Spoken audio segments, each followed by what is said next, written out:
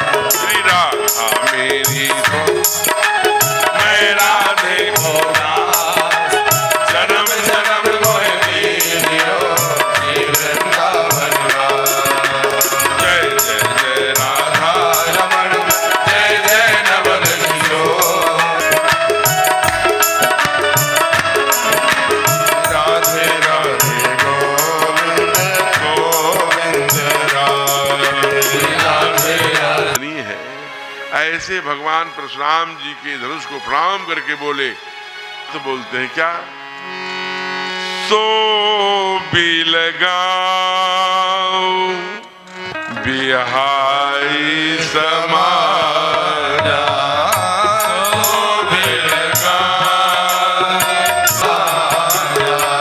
देखते हैं तो देखने वाले को लगता है कि ये नाराज होके देख रहे हैं,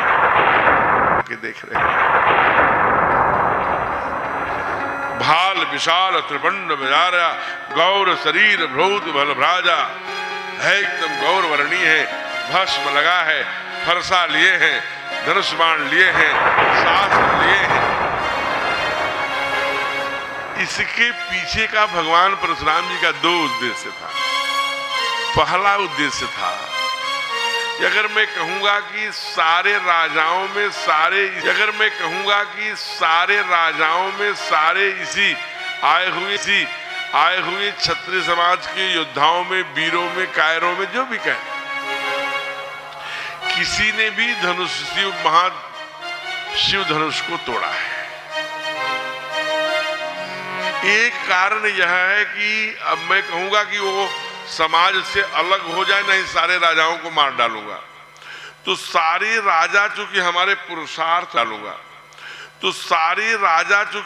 पुरुषार्थ और बल को जानते हैं कि ये भगवान परशुराम हैं जिन्होंने 21 बार क्षत्रिय विहीन कर दिया।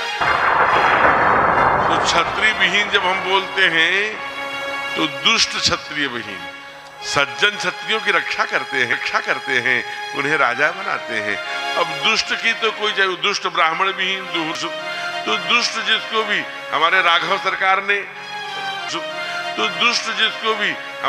सरकार ने रावण का वध किया, तो रावण ब्राह्मण थे, राजा रावण ब्राह्मण कुल में जन्मे थे और उनका वध किया। वो दुष्ट थे, इसलिए वध करना आवश्यक था। कोई ब्राह्मण आंदोलन नहीं हुआ, दुष्टों को सजा मिलनी ही चाहिए। बाद में स्वयं गुरुदेव वशिष्ठ जी ने कहा कि आप तो ठीक है, दुष्ट का नाश किया, परित्राणाय साधूनाम विनाशाय तो दुष्कृताम, ये काम है आपका सरकार, लेकिन वो ब्राह्मण का बच्चा था, आपको ब्रह्म दोष लगेगा।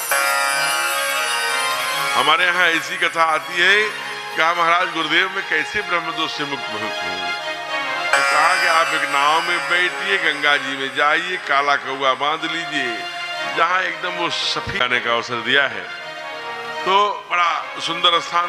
इसलिए हमारे यहाँ किस वर्ण में आए, किस जाति में आए, ऐसा कभी समावेश ही नहीं रहा। परमात्मा किसी जाति में नहीं हुआ करता, परमात्मा किसी किसी विशेष प्रकार के वर्ण में, क्षेत्र में, किसी बात में नहीं है। इसीलिए जब कहा भगवान विश्वामित्र ने, ठाकुर ये गौतम की नारी अहिल्या है, आप चरण कमल प्रभु चाहती, कृपा करहु रघुबीर। कहा आप तो कह रहे हैं कि ये ब्राह्मण की भार्या हैं, हमारे लिए पूजनीय, मैं तो क्षत्रिय हूं, मैं इनको कैसे स्पर्श करूं? तो हमारे राघव सरकार कहते हैं कि विश्वामित्र जी, गुरुदेव भगवान ने समझाया, अच्छा तुम क्षत्रिय कब से हो गए राजन? मेरे राघव, अगर तुम क्षत्रिय हो तो वामन कौन है? कपिल कौन है? परशुराम कौन है? कल्की कौन है? ये चारों ब्राह्मण हैं। कहा मैं ही हूं। कहा फिर? कहा लेकिन ये नारी है, मैं पुरुष हूं। अच्छा, भगवान शिव को किसने बचाया मोहिनी रूप धारण करके? और किसने देवताओं को अमृत और काम करा? वो नारी कौन था? कहा तो मैं ही हूं। कहा न प्रभु, आप न नारी हैं, न जड़ है, न चेतन है, न पग है, न हाथ है, आप नहीं है। बिनु कर कर्म करई विधिनाना, बिनु पग चलई सुनई बिन काना। आप तो कड़कड़ में ईशावास्यम इदम सर्वम यदि किंचित जगत्याम जगत। लेकिन जब जब भक्तों पर विपत्ति पड़ती है, भगवान सारे बंधन जोड़ करके जब जब धर्म इस पृथ्वी से जाता है, तो परमात्मा स्वयं तब तब धरि प्रभु विविध शरीरा। इसलिए हमारे भगवान परशुराम के दो, एक तो सारे राजा जो बैठे हैं, एक तो सारे राजा जो बैठे हैं, एक तो अगर योद्धा होगा तो सबको दंड न मिले, इसलिए बाहर आ जाएगा, मैंने तोड़ा है, सबको मत मारिए, हमसे युद्ध करिए।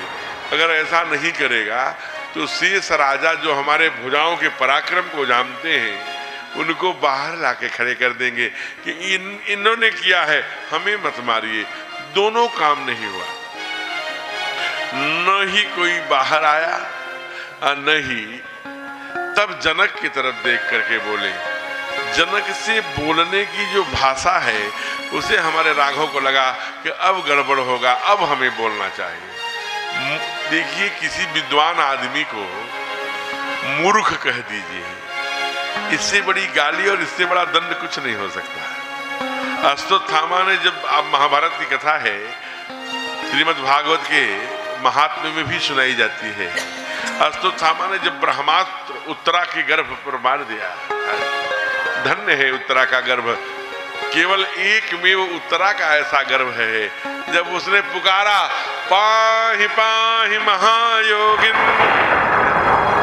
रक्षा करो हे द्वारिकाधीश, तो भगवान कहते हैं कि अंगुष्ठ मात्रम, अंगूठे के बराबर होकर के उत्तरा के गर्भ में अभिमन्यु की रक्षा करी, परीक्षित की रक्षा करी। अब मन्यु पुत्र परीक्षित की, उत्तरा तो उनकी भार्या थी, विराट की बेटी थी। यह उत्तरा का गर्भ भी एक ऐसा गर्भ है जिसमें भगत भी और भगवान भी एक साथ है। हो बहुत तेजी से चक्र चलाए। कुछ संतों ने टीका में कहा नहीं, गदा थी, इतनी तेजी से चला रहे थे कि चक्र की तरह लग रहा था। जो भी हो, गोविंद तो हमारा जो है वो स्पेशलाइजेशन, जो पांडित्य है, जो विधा है, उस विद्या के का जो उनको ज्ञान है, जो उत्कृष्ट ज्ञान है, वो चक्र का ही है। और वो तो ऐसे चक्र हैं जो इंतजार नहीं करते, वेट नहीं करते, वेट करने का काम नहीं करते। आप देखिए शिशुपाल के संदर्भ में, भगवान वहां बैठे हैं, यज्ञ की सारी व्यवस्थाएं बट गई हैं। जैसे भी भगवान ने कहा, जब लोगों ने पूछा पितामह तुम कौन काम करोगे भैया द्वारिकाधीश? कहा हम सबके पदवेश, जूता सम्यक लाइन से लगाने का काम करें।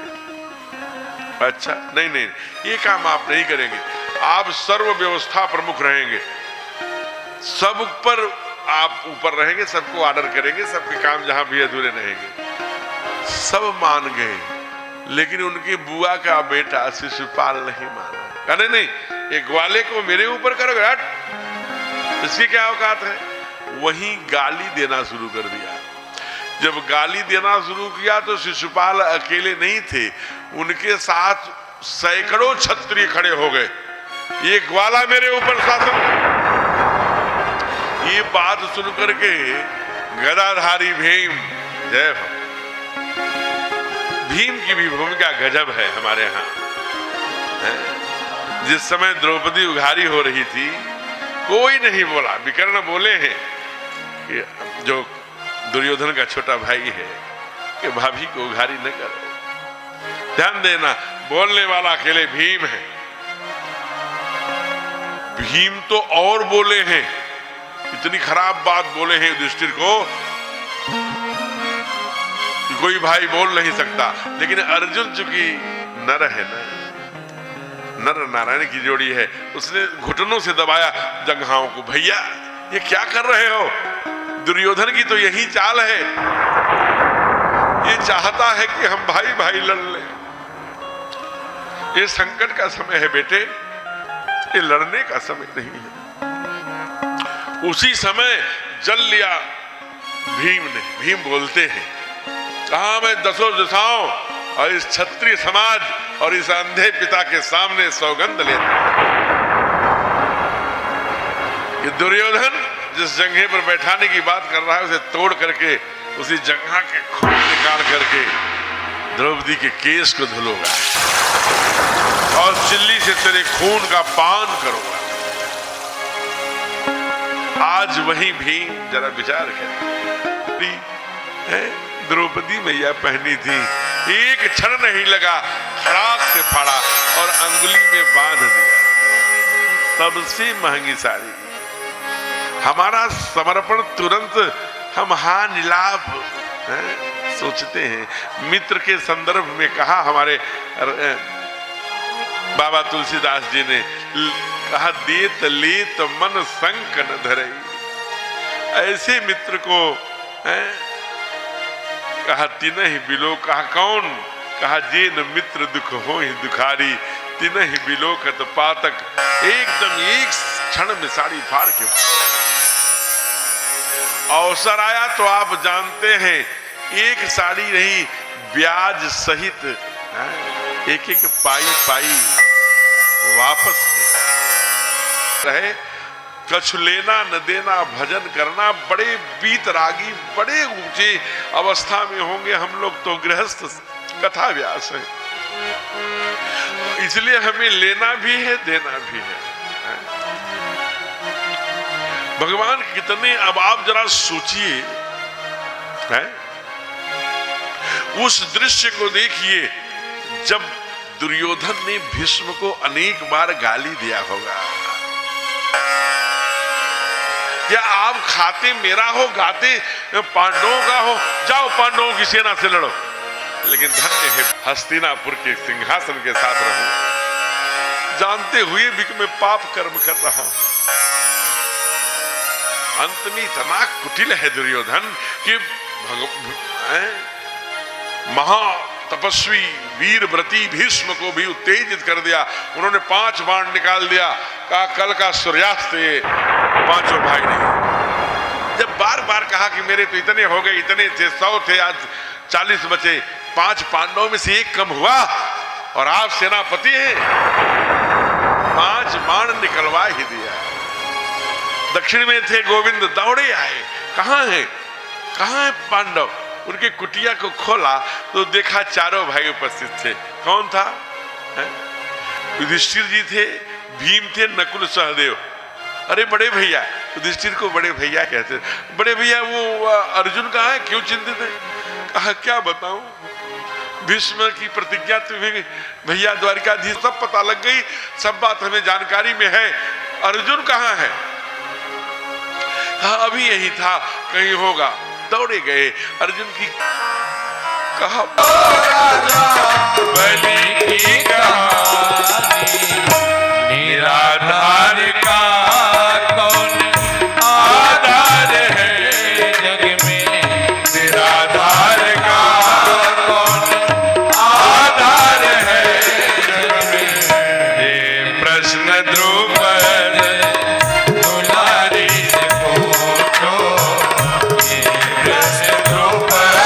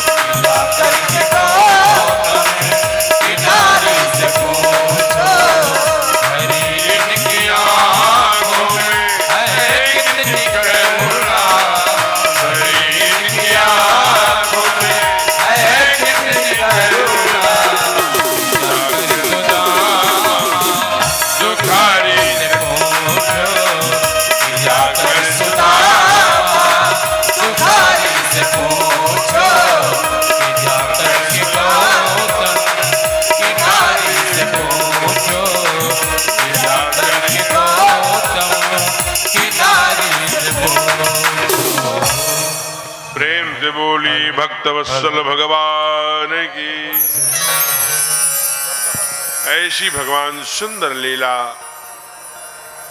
शिशुपाल, द्रौपदी, पितामह ऐसे करते करते फिर भगवान, चूंकि काम दोनों लोगों का एक है, भगवान भी इसीलिए आते हैं परित्राणाय साधूनाम, और हमारे राघव भी इसीलिए। तो यह पृथ्वी दुर्गुण से, राक्षसों से, असुरों से, मानहि माद पिता नहीं देवा हो, इनसे मुक्त करने के लिए भगवान हमारे हरि अवतरेउ, क्या हरण मही भारा। लंबी यात्रा 200 किलोमीटर से ऊपर, कहां बक्सर कहां अवध, भगवान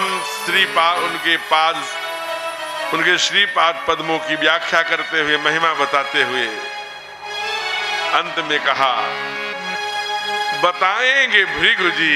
ये भृगु बता सकते हैं जो सब जानते हैं, और हृदय इनका भाव का है कितना भूखा।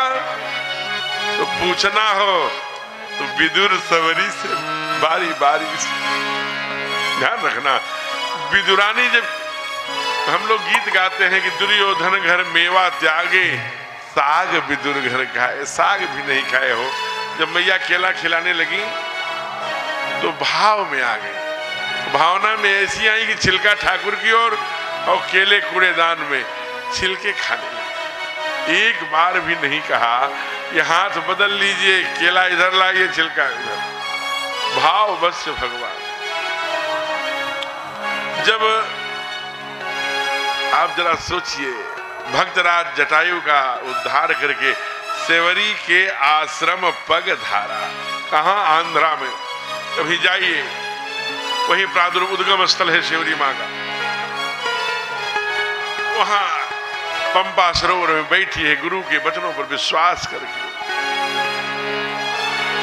अब ये भाव है, रामचरितमानस में नहीं है, दक्षिण के कुछ रामायणों में है कि जूठी बेर थाल में सजा के बैठी। जो भी हो, भक्त ऐसा कर सकता है कि भगवान को खट्टी न लगे, कोई तीखी न लगे, सब अच्छी हो, मीठी हो, चख सकता है,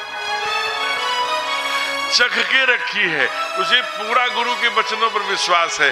आज हाथ जोड़कर बोलती है, आप आ गए, झुर्रियां पड़ गई। नौजवान, एकदम नौजवान सेवरी को मतंग गए थे छोड़कर, आज झुर्रियां पड़ गई। कहा, लेकिन आप आ गए तो हमको गुरुदेव ने सब बताया था, लेकिन ये नहीं बताया था कहीं विधि स्तुति करूं तुम्हारी। मैं आपकी स्तुति किस प्रकार से करूं? मुझे संस्कृत नहीं आती और भगवान के बारे में मुझे बहुत ज्ञान नहीं है। क्यों नहीं है? मैं कैसे करूंगी? अधम ते अधम अधम अति नारी।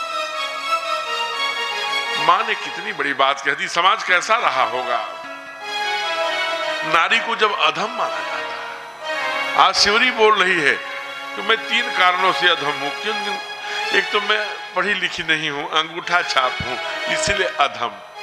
दूसरा, कहा मैं कोल भील की बेटी हूं, जो जानवरों को मार के खाते हैं, ऐसे जंगल में भील की बिटिया हूं, मैं अधम हूं। कहा अच्छा मां, और? कहा कि तीसरी, मैं बहुत ज्ञान नहीं है, मैं पढ़ी लिखी नहीं हूं। भगवान ने कहा इस तीनों से मेरा कोई लेना देना नहीं है। आप स्त्री हैं कि पुरुष हैं, अधम ते अधम अधम अति नारी, नारी हूं। तीसरी बात कही, कहा नारी है कि पुरुष हैं, इससे मेरा लेना देना नहीं है। आगे विश्वामित्र जी से कहेंगे, जब भगवान कहेंगे कि अहिल्या का उद्धार करो, तो कहेंगे कैसे करो, ये नारी है। कहा प्रभु आप नारी के बंधन में कैसे बंधे हो? मोहिनी कौन था? भगवान शिव का प्राण बचाने वाला।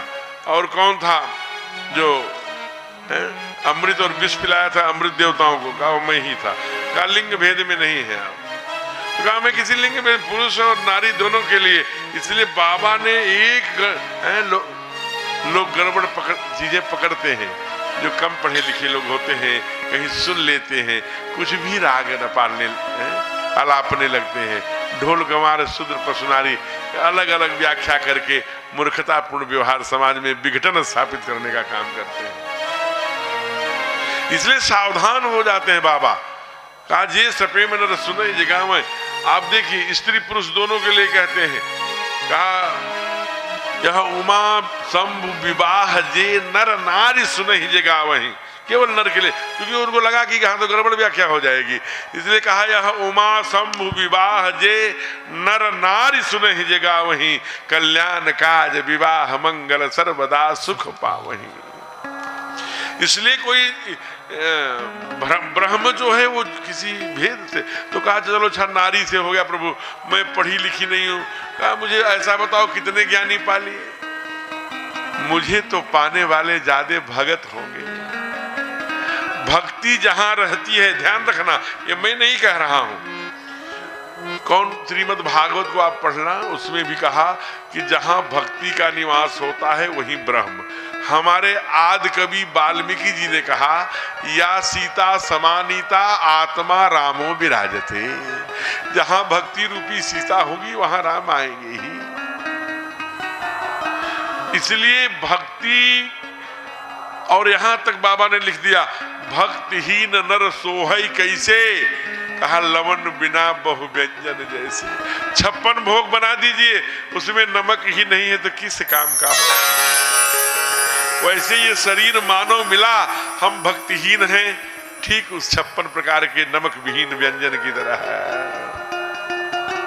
तो इससे भी मुझसे कोई मतलब नहीं है कि इतनी ज्ञानी हो, कितनी भक्ति, भावना कैसी है, भाव का भूखा हूं, है भाव बस भगवान सुख निधान करुणा यतन।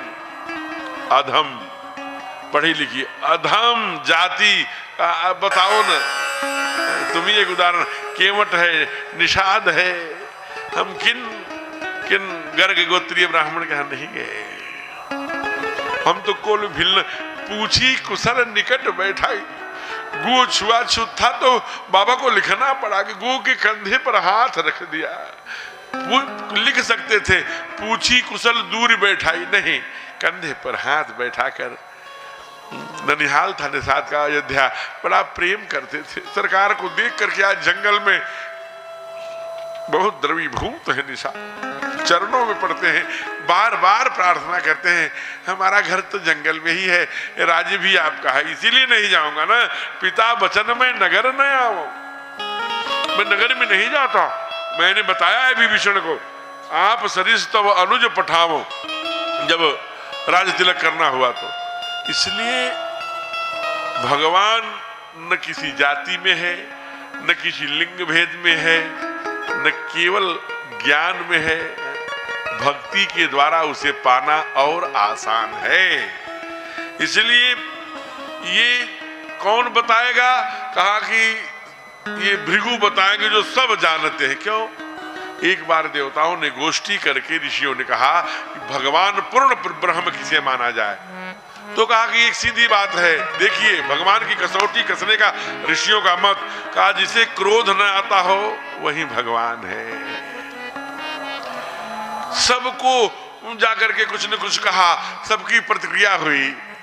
हमारे श्री सैया पर विश्राम कर रहे लक्ष्मी के, जिसकी पाद पद्मों को लक्ष्मी पखार रही थी, भृगु जी गए, यहाँ पर जरा परीक्षा लिया जाए क्रोध आता है कि नहीं। ऐसा संत दर्शन कराते हैं कि लात से मार दिया। भगवान विष्णु का रे ब्राह्मण देवता, आपको मेरी कठोर हड्डी से चोट तो नहीं लगी। इसलिए उनके पाद पद्मों की उनकी महिमा क्या है, ये कौन बताएगा?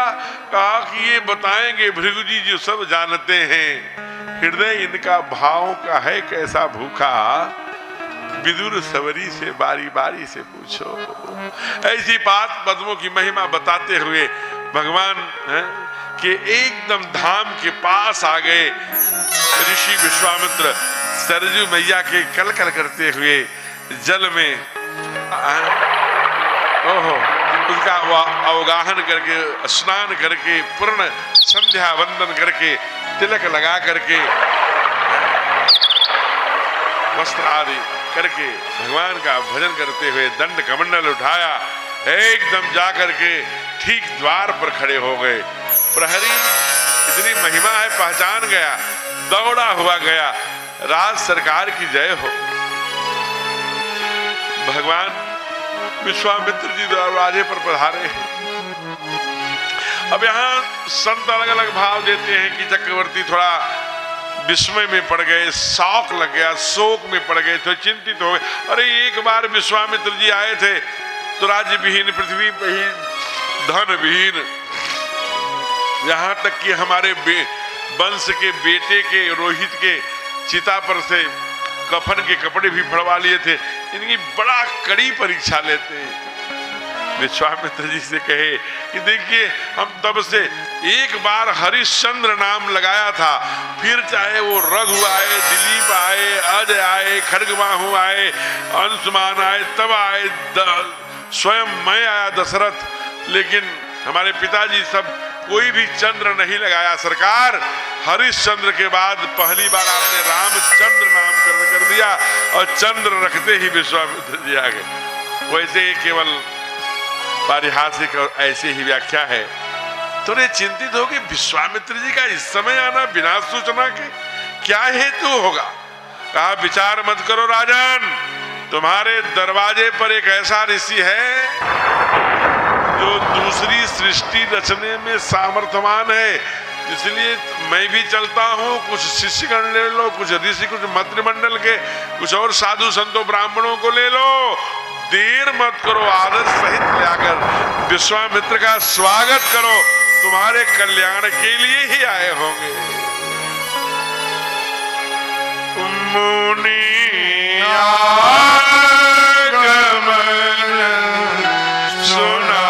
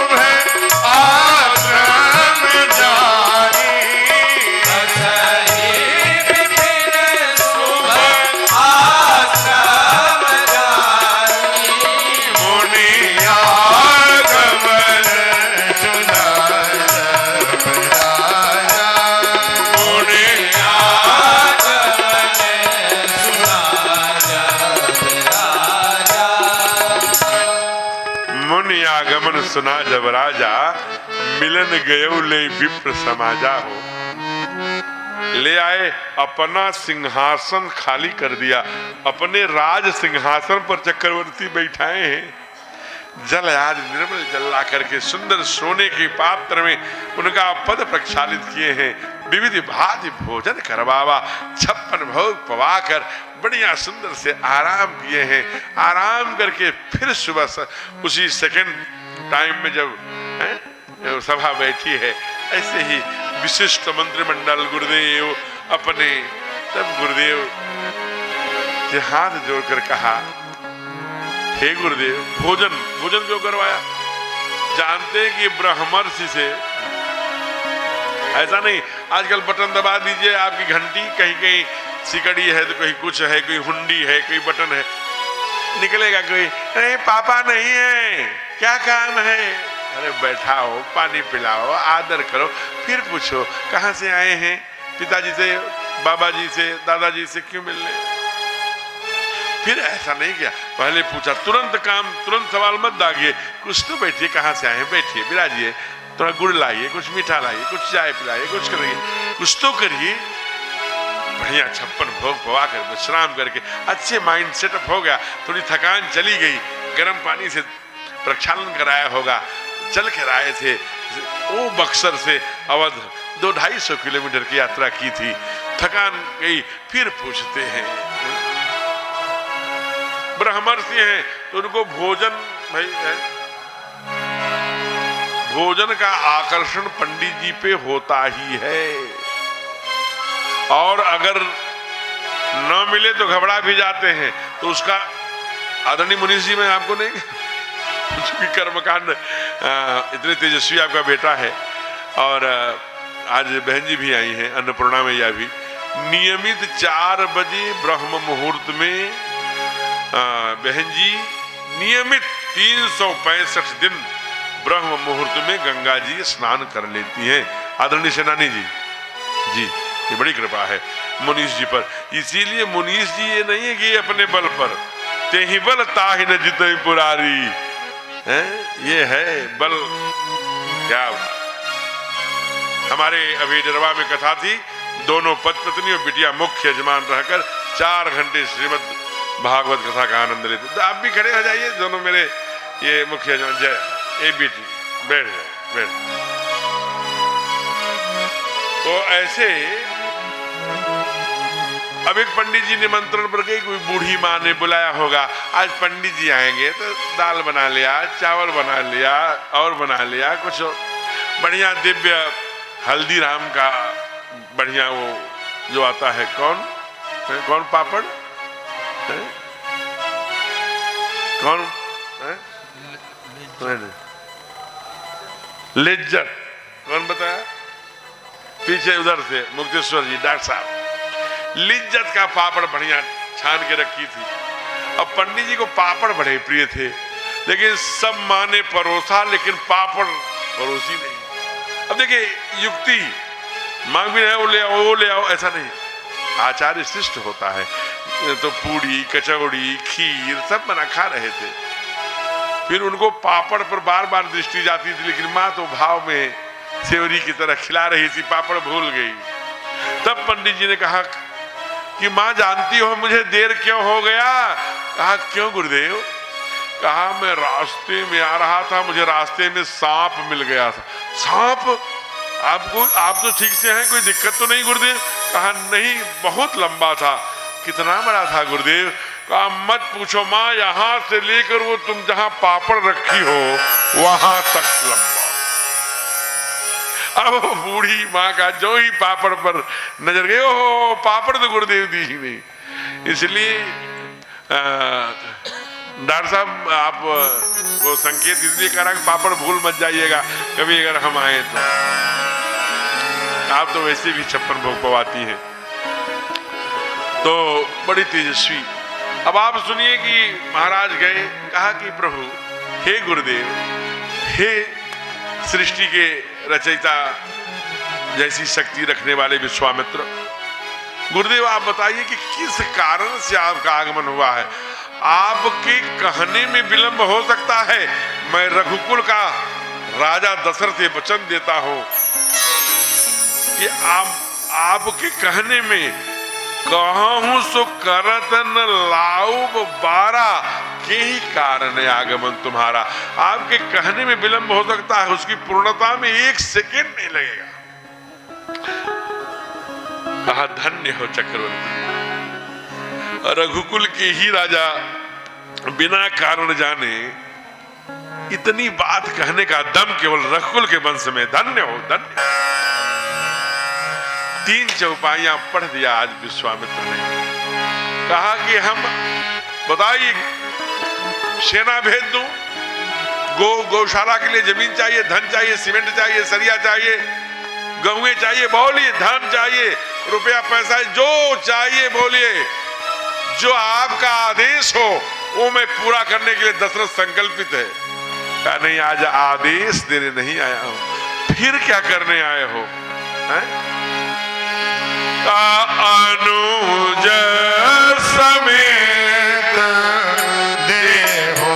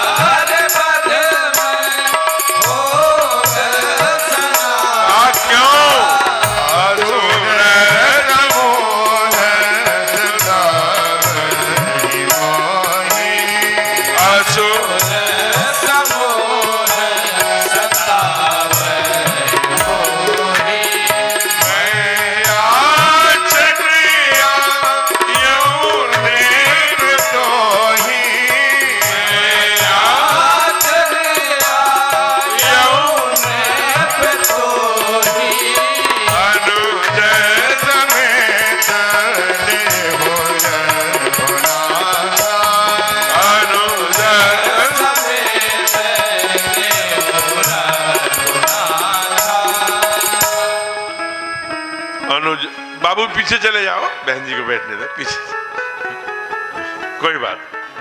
अच्छा बैठो, जैसे तुमको अच्छा। बड़ा प्रसन्न हो गया कि आज सोफा पर ही, और सेनानी जी का लाड़ प्यार प्राप्त हो रहा है, तो ऐसे ही बहुत सुंदर। आइए देवी, कहाँ थी? जय। राष्ट्रीय उपाध्यक्ष है ना, मंत्री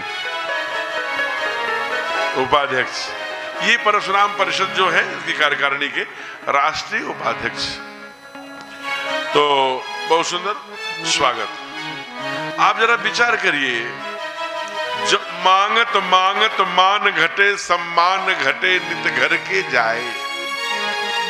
एक ही क्षण में राजा की भाषा बदल गई। अरे पंडित जी, अभी महामुनि ज्ञानी सब जो ही मांगा वैसे ही बोल पड़े, विप्र वचन नहीं कहे हो बिचारी। ए पंडित जी, आपको मांगने नहीं आता क्या? ये क्या मांग रहे हो? कोई रुपया मांग ले, पैसा मांग ले, धन मांग ले, बेटा बेटी मांगे जाते हैं क्या? आप ये समझिए कि पहले बचपन में आदरणीय सेनानी जी, बचपन में चूंकि आपका जीवन तो बड़ा तप में रहा, बड़ा संघर्ष में रहा, और हमारी सेनानी जी की मित्रता लगभग 25 से 30 साल की, 30 साल से हम लोग एक दूसरे के परिचित हैं। तो पहले बचपन में कोई बारात जाता था तो घड़ी अपने पास नहीं होती थी, तो घड़ी दूसरे भाई से अथवा पड़ोसी से मांग, बढ़िया ड्रेस अगर है तो वो मांग लेते थे, और मांग करके वो ले जाते थे कि बढ़िया चकाचक। लेकिन ये सब तो मांगा जा सकता है, लेकिन नारद जी ने क्या मांग लिया? नारद जी जैसे मांगते हैं, कहा आपन रूप देहि प्रभु मोहि। कहीं मांगा जाता है क्या?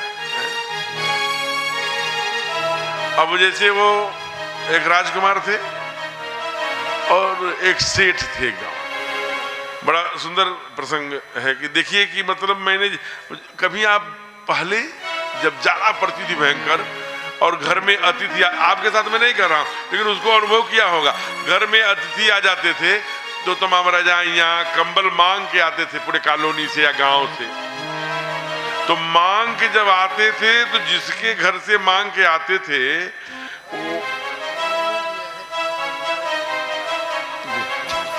माँ ने दिया है भभूत को कि गले में लगा लीजिए, तो ऐसे ही आप जीवन भर टाई टाई कथा करते रहेंगे। बहुत सुंदर। तो मांगते नहीं, यज्ञ की ये भस्मी है, हमारे महादेव लगा के जब बैठते हैं एकदम से शांत में। माँ ने जिस समय कथा इनसे सुनना ना, देखा आज कथा व्यास में है, तो ऐसे ही भस्मी लगा के बैठते हैं। आइए केवल एक पंक्ति, क्या है पे भस्मी गले में विषधर, है तन पे भस्मी गले में विषधर, नमामि शंकर नमामि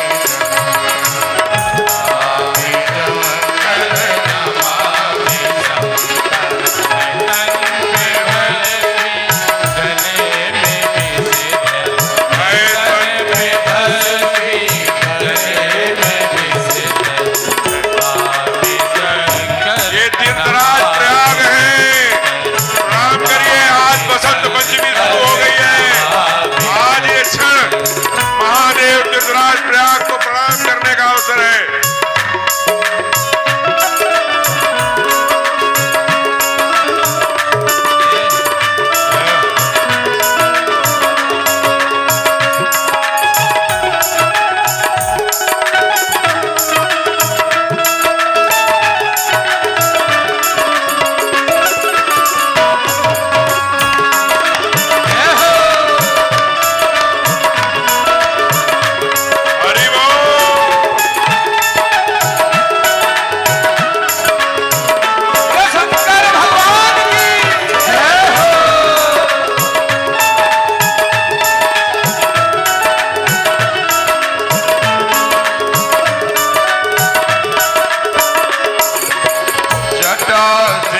गंगा की धार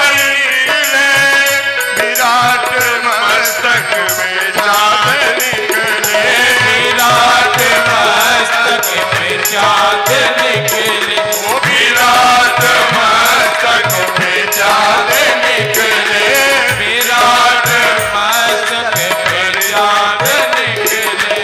यहाँ विचरते बड़े पैगंबर, यहाँ विचरते बड़े पैगंबर, नमामि शंकर नमामि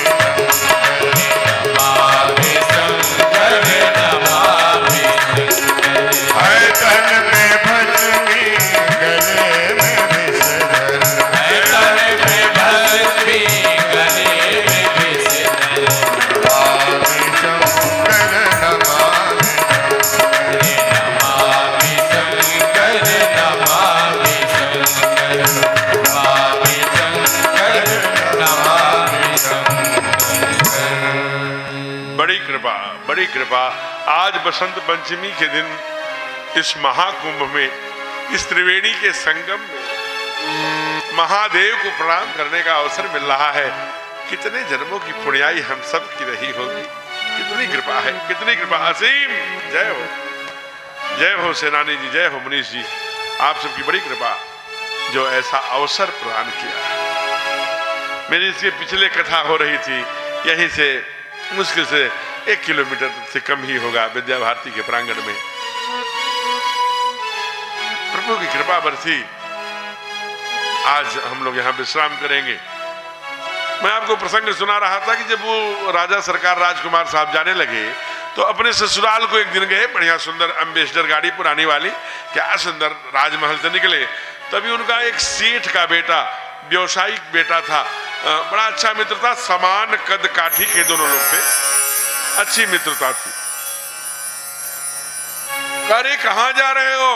अरे यार तुम भी कहीं जाओ तो जरूर पूछते हो। अरे ससुराल जा रहा हूँ। अरे ससुराल, अब राज दरबार के ससुराल जा रहे हैं राजकुमार के, तो क्या 56 भोग मिलेंगे। वो सेठ जी को भी लगा के कर चलता तो मैं भी राजकुमार साहब, लेकिन क्या बताऊं मेरे कपड़े तैयार नहीं हुए। कहा कोई बात नहीं, सूटकेस पड़े हैं, इसमें हजारों सेट कपड़े हैं, सफारी है, वो है, ये है।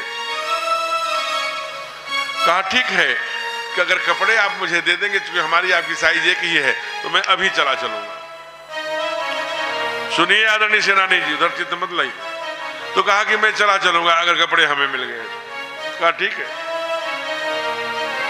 गया घर में, जल्दी से अपना जो भी सामान्य कपड़े थे वो एक सीट निकाला, वो उनसे लिया, बढ़िया चकाचक नौकर ने दिया कि ये लो। गया, क्या सुंदर ब्लू कलर का जो है वो प्रिंस सूट दिया। अंदर गया, खड़ाक से पहन करके चेंज करके बैठ गया एकदम राजकुमार जी के पीछे। अब चल पड़ी गाड़ी। तो राजकुमार जी भाई राजा सरकार थे, कोई कमी तो थी नहीं। ससुराल जब जाते थे तो बस स्टैंड पर एक ऐसी दुकान थी जहां पर फल भी मिल जाता था, मीठा भी मिल जाता था और सारी चीजें। तो वहीं से सब चीजें उन्होंने खरीद लिया। अब क्या, हर प्रकार का फल 10-10 किलो 5-5 किलो क्विंटलों में लेके पहुंचे। तो ले खरीदने लगे। तो दुकानदार कई बार ससुराल जाने से वो परिचित हो गया था। तो उसने कहा अरे आप आ गए सरकार। कहा बहुत स्वागत है आपका, स्वागत, बहुत दिनों बाद आए सरकार। हाँ बहुत दिनों बाद। अच्छा मैं ये पूछ रहा था राजकुमार साहब। हाँ बताओ, अब ये इस बार ये आपके मित्र, ये कौन आया है, ये कौन है? आपके छोटे भाई हैं? कहने नहीं, ये हमारे मित्र हैं। मैं चल रहा था तो इन्होंने बताया कि भाई चल तो मैं भी सकता हूं, लेकिन इनके पास कपड़े नहीं थे। तो आपने कहा भाई कोई बात नहीं है, आप मेरा ले लो। कपड़े दे दिया। अब वो कपड़े नहीं तो मेरे कपड़े पहन के आए हैं। तो गाड़ी में बैठे थोड़े आगे चले जब, तो कहा कि क्या कर रहे हैं आप मुझे नंगा करने आए हैं ससुराल में लेकर के सम्मान दिलाने? आपके कपड़े हमने पहने, आप बता रहे हैं हमारे कपड़े पहने हमारे। कहा अच्छा भैया अब हम नहीं कहेंगे कि हमारे कपड़े पहने हैं। कहा ठीक है।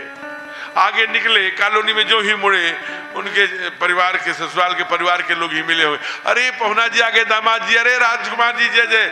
वो जल्दी जल्दी जा रहे थे, एडवोकेसी वकील थे। मैं जा रहा हूँ कचहरी, शाम को लौटूंगा तो मुलाकात होगी ना? जी जी चाचा जी मुलाकात होगी, आइएगा। अरे रुको रुको रुको, और सब कुशल मंगल? कौन कौन है? कहा मैं हूँ। ये अच्छा ये कौन है? कहा ये हमारे मित्र हैं। अच्छा अच्छा अच्छा सब, हाँ अच्छा ये आपके मित्र हैं? हाँ और ये अपने ही कपड़े पहन कर आए हैं। हे भगवान। तो आगे जब बड़े बैठ करके कहा कि ये क्या तमाशा है, एक कपड़े के बारे में, अपने कपड़े पहन के आए हैं, हमारे कपड़े आप तो ससुराल में नंगा कर देंगे। मैं जा रहा हूं, मैं राजकुमारी क्षमा करिएगा, चाहे फांसी की सजा, मैं अब नहीं जाऊंगा, आप तो मेरा अपमान कर रहे हैं। कहा चलो अच्छा भैया, अब नहीं कुछ कहूंगा, तो अब मैं आप तुमको दोस्ती की वो देता हूँ, ये देता हूँ, वचन देता हूँ। नहीं पहुंच गए। अरे जीजा जी आ गए, जीजू आ गए। वो एमपी वाले पैर बहुत धुले, और बेचारे लगता है मध्य प्रदेश की ससुराल रही होगी, तो वो पैर धुलने के लिए सब दौड़े और दौड़े तब पैर वैर धुलने के लिए। और तब तक ये खटाखट सारे नौकर चाकर मंत्री फल वल दे रहे। ये कौन है जीजा जी, ये कौन है, ये तो पहली बार आए। अरे जिस दोस्त के बारे में बताए थे ये वही है सेठ जी, हमारे बड़े अच्छे दोस्त हैं। और देखो कोई भी, मैं सबसे हाथ जोड़ के कह रहा हूं, कोई कपड़े के बारे में मत पूछना। तो जिसको बताने हैं, तो वो जो जाड़े में रजाइयां और गर्मी वो आती थी कंबल, तो उस जो देने वाला रहता था वो आ जाता था दरबार में, और वो रजाई और कंबल पकड़ के कहता था, इसे मैंने बनारस में खरीदा था, कि वो तिलक लेने वाले वो जान जाए कि वो मांग के आई और हम संपन्न हैं, ये निर्धन। तो भाव होते। आज का ए विप्र, ये क्या मांग रहे हो? विप्र वचन नहीं कहे बिचारी, मांगत मांगत मान घटे, सम्मान घटे नित घर के जाए। आप किसी के यहाँ 1 महीने पर पहुंचिए, तुरंत चाय आएगी। रोज 4 बजे पहुंचिए।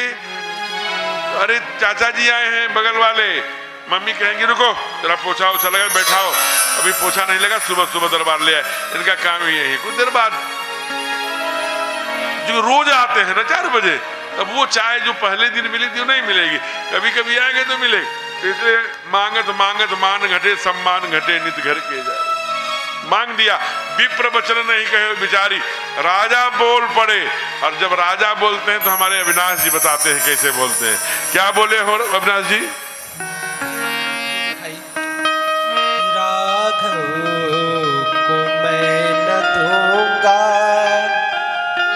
राघव को मैं न दूंगा, मुनिनाथ चलते मरते, राघव को मैं न दूंगा, राघव को मैं न दूंगा, मुनिनाथ चलते मरते। आरती होने जा रही है। मेरे प्राण रहेंगे, मेरे प्राण ना रहेंगे, ये दान करते करते, ये दान करते करते, राघव को मैं न दूंगा, मुनिनाथ मरते मरते, राघव को मैं न दूंगा, राघव को मैं न दूंगा, मुनिनाथ मरते मरते, मुनिनाथ मरते मरते, राघव को मैं न दूंगा। राघव को मैं न दूंगा, मुनिनाथ मरते मरते, मेरे प्राण ना रहेंगे, ये दान करते करते। मेरी मृत्यु मांग रहे हो क्या? गुरुदेव की तरफ देखा, ये क्या बोल रहे हैं? कहा नहीं, ये सच बोल रहे हैं। इन्होंने जब अपने पुत्रों को मांगा था तो साथ में ये भी मांगा था कि मणि बिनु फन जिम जल बिन मीना, मम जीवन तिन तुम ही अधीन। जैसे मणि के बिना सर्प अपना फन पटक पटक के मर जाता है, जल के बिना मछली तड़प तड़प के मर जाती है, वैसे ही हे नारायण, हे चक्रवर्ती, हे राघव, जिस दिन आप मेरे आंखों के सामने न हो तो मैं भी तड़प तड़प मुझे मारने आए। बहुत लंबी वार्ता हुई। तब उठे, तब वशिष्ठ बहु विधि समझायो। क्या समझाया होगा? बहुत प्रकार से समझाया। कुछ ज्ञान मार्ग, कुछ भक्ति मार्ग, कुछ उपनिषदों से, कुछ श्रुतियों से, कुछ यहाँ तक कहा कि दौलत तो नहीं रहती, रहता है सिर्फ नाम। बेटा रथरथ दे दे, तू नहीं जानता तुम्हारे बच्चे जो है ना, इनके नाम अनेक अनूपा हमने पहले ही बताया था। ये ब्रह्म है और ये विश्वामित्र अपने से मांगने नहीं आए हैं, इन्हीं के इच्छा से ही आए हैं, तेरे बच्चों के कल्याण के लिए ही आए हैं। तुम्हारे बच्चे सामान्य नहीं हैं, ये उन्हीं की योजना है। अगर तू नहीं देगा तो अपने बच्चों की अनिच्छा, अपने राम के अनिच्छा पूर्ण कार्य करेगा, इच्छा के विरुद्ध कार्य करेगा, इसलिए दे दो। कभी इधर देखते हैं, इधर विश्वामित्र की तरफ देखते हैं, फिर वशिष्ठ जी ने और सरल भाषा में समझाया। क्या? धन धरा के बीच सारा धरा रह जाएगा, धन धरा के बीच सारा ही धरा रह जाएगा। पशु ही बंधे रह जाएंगे, जब मौत का दिन आएगा। पशु ही बंधे रह जाएंगे, जब मौत का दिन आएगा। हमारी घर के द्वार तक ही साथ देगी लोक में। हमारी घर के द्वार तक ही साथ देगी लोक में। मित्रगण मरघट के आगे मोहन ही दिखलाएंगे। मित्रगण मरघट के आगे मोहन ही तेरी किताबें यूं ही जल भुन जाएगा। अंत में हरि नाम ही सच्चा सखा कहलाएगा। अंत में प्रभु धाम ही सच्चा सखा कहलाएगा। पशु भी बंधे रह जाएंगे, जब मौत का दिन आएगा। ही बंधे रह जाएंगे, जब मौत का दिन आएगा। ही धरा रह जाएगा, ही धरा रह जाएगा। हे चक्रवर्ती, बोल पड़े गुरुदेव वशिष्ठ। पुरोहित है, कुल पुरोहित है, पुरोहिता जो पूरा हित करता, पूर्ण हित चाहते हैं। हे चक्रवर्ती, ये राजमहल को देखने का मौका नहीं मिलेगा, ये जितने ठाठ बात है उससे सवारने का मौका नहीं मिलेगा, पशु तक भी बांधने छोड़ने का मौका नहीं मिलेगा। जब जिस दिन मौत का दिन आएगा, नारी घर के द्वार तक ही साथ देगी लोक में, नारी मरघर तक नहीं जाएगी, दरवाजे तक चीखती रहेगी जब सैया उठेगी, मेरे प्राणनाथ इन्हीं के साथ मैंने जीवन बिताया, ये जा रहे हैं, सीना पीट के रोने के अलावा कुछ नहीं कर सकते। मित्र गण मरघट के आगे मुंह नहीं दिखला। जो मित्र है, फ्रेंडशिप है, जैसे सेनानी जी, जैसे मुनीष जी, ये मरघट तक जा सकते हैं। कहा कि मित्र गण मरघट के आगे मुंह नहीं। फिर क्या करें? कहा अब भी समय है चेत। आदरणीय डॉक्टर मधुकर जी यहाँ बैठे हैं, बड़े अच्छे विद्वान हैं व्याकरण के, कर्मकांड के। जब हम प्रयाग की तरफ चलते हैं तो सारे पाप चीखने लगते हैं, कहां जा रहे हो, कहा प्रयाग, कहा सब पाप चीखना शुरू करते हैं और चीख करके कि अब तो हमारा नाश हो जाएगा। जो ही ये संगम में डुबकी लगाएगा, गंगा जी में लगाएगा। और एक बात और जानिए, संगम का होड़ मत लगा लेना जहां गंगा उपलब्ध है। यहाँ संगम में आ गए, रेती आपके ऊपर पड़ गई, इसका संतों के पाद पद्मों की रेती भी अगर आपको स्पर्श कर गई तो समझ लेना गंगा स्नान हो गया। इतने संतों के द्वारा यहाँ आज से नहीं, यहाँ गंगा आइए, माँ गंगा को प्रणाम करिए। क्यों? क्योंकि आप जरा सोचिए, आप एक क्षण के लिए विचार करिए, अंत में यह धाम ही सच्चा सखा रह जाएगा। यह धाम ही सच्चा, बाकी तो सब झूठा है, यही काम। और पाप जब चीखने लगते हैं तो कहाँ आ जाते हैं? सब सर पे आके बैठते हैं। इसलिए डुबकी लगाने की परंपरा है।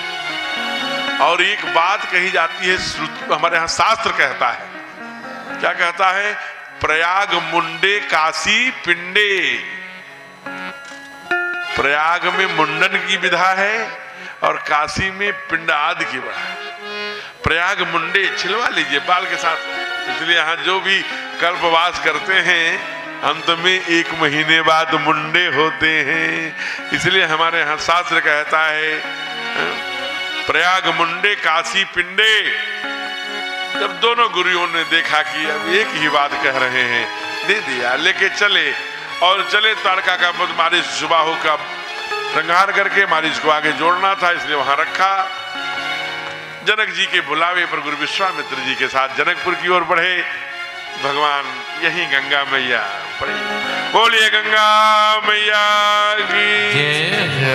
राम सिया राम सिया राम, जय जय राम। राम सिया राम सिया राम, जय जय राम।